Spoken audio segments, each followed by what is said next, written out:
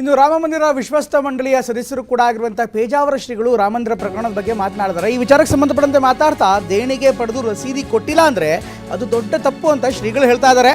ಅಕ್ರಮ ನಡೆದದ್ದು ಹೋದಾದರೆ ಖಂಡಿತವಾಗೂ ಶಿಕ್ಷೆ ಆಗಬೇಕು ಅನ್ನುವಂಥದ್ದು ಶ್ರೀಗಳು ಹೇಳ್ತಾ ಇರುವಂಥದ್ದು.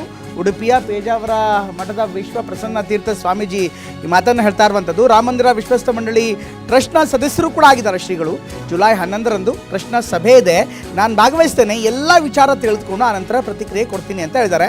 ಜೊತೆಗೆ ಚಂಪತ್ ರಾಯ್ ರಾಜೀನಾಮೆ ಬಗ್ಗೆ ಇದುವರೆಗೂ ಯಾವುದೇ ಮಾಹಿತಿ ಇಲ್ಲ ಅನ್ನುವಂಥ ಮಾತನ್ನು ಕೂಡ ಇದೇ ಸಂದರ್ಭದಲ್ಲಿ ಹೇಳ್ತಾ ಇದ್ದಾರೆ. ವಾಟ್ಸಪ್ ಗ್ರೂಪ್ನಲ್ಲಿ ಯಾವುದೇ ಸಂದೇಶ ಹಾಕಿಲ್ಲ, ಅಲ್ಲಿ ಏನು ಬೆಳವಣಿಗೆ ಆಗಿದೆ ಗೊತ್ತಿಲ್ಲ ಅನ್ನುವಂಥ ಮಾತನ್ನು ವಿಶ್ವ ಪ್ರಸನ್ನ ತೀರ್ಥ ಶ್ರೀ ಹೇಳ್ತಾ ಇದ್ದಾರೆ.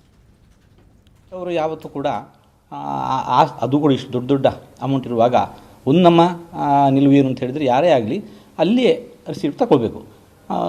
ನೇರವಾಗಿ ಸುತ್ತುಗಳನ್ನು ನೀಡೋದು, ರಸೀಟ್ ತಗೊಳ್ಳೋದು ಇಬ್ಬರ ಜವಾಬ್ದಾರಿ ಕೂಡ ಇದೆ. ಕೊಡುವವರದು ಜವಾಬ್ದಾರಿ ಇದೆ, ತೆಗೆದುಕೊಳ್ಳುವವರು ದೊಡ್ಡ ಜವಾಬ್ದಾರಿ ಇದೆ.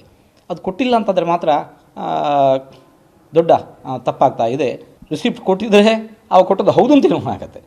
ಇಲ್ಲದ್ರೆ ಈಗ ಬರೀ ಬಾಯಿ ಮಾತಿನ ಹೇಳಿಕೆಗಳಾಗ್ತವೆ, ವಾಸ್ತವವೂ ಇದ್ದಿರಬಹುದು.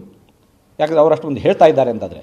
ಆದರೆ ಇಲ್ಲಿ ಕೂಡ ಇಷ್ಟು ವ್ಯವಸ್ಥೆ ಇದ್ದಾಗ ಕೊಡಲಿಲ್ಲ ಅನ್ನೋದು ಕೂಡ ನಂಬಲಿಕ್ಕೆ ಆಗೋದಿಲ್ಲ. ಅಷ್ಟೇ ತಪ್ಪಿದ್ದಲ್ಲಿ ಅದರ ವಿಮರ್ಶೆ ನಡೆಯಲೇಬೇಕು, ಅದಕ್ಕೆ ತಕ್ಕುದಾದ ಶಿಕ್ಷೆ ಆಗಲೇಬೇಕು.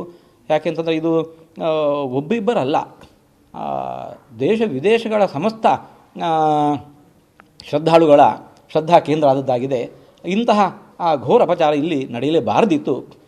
ಅದರಿಂದಾಗಿ ನಡೆದು ಹೌದು ಅಂತಂದರೆ ಆವಾಗ ಅವಶ್ಯವಾಗಿ ಅದಕ್ಕೆ ತಕ್ಕ ಶಿಕ್ಷೆ ಆಗಬೇಕು, ಅದು ವಿಚಾರಣೆ ಆಗಬೇಕು. ಎಲ್ಲ ವಿಷಯಗಳು ಕೂಡ ಯಾಕೆ ಹೀಗಾಯಿತು ಅನ್ನೋದು ಹೊರಬರಬೇಕು. ಒಂದು ರಾಮ ಜನ್ಮಭೂಮಿ ತೀರ್ಥಕ್ಷೇತ್ರ ಟ್ರಸ್ಟ್ನ ಒಂದು ವಾಟ್ಸಪ್ ಗ್ರೂಪ್ ಇದೆ, ಅದರಲ್ಲೂ ಇದರ ಬಗ್ಗೆ ಏನೂ ಹಾಕಿಲ್ಲ ಅವರು, ಅಥವಾ ಅವರದ್ದೇ ನೇರ ಸಂಪರ್ಕ ನಂಬರ್ ಕೂಡ ನಮ್ಮಲ್ಲಿದೆ.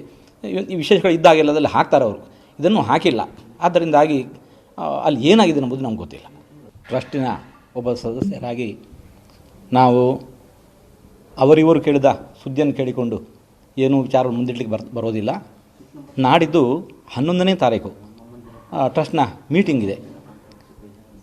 ನಾವು ಆವಾಗ ಅಲ್ಲಿಗೆ ಹೋಗ್ತಾ ಇದ್ದೇವೆ. ಅಲ್ಲಿ ಏನು ವಿಷಯ ಅನ್ನೋದನ್ನು ತಿಳಿದು ನಿಮ್ಮೆಲ್ಲರ ಮುಂದೆ ಇಡ್ತೇವೆ.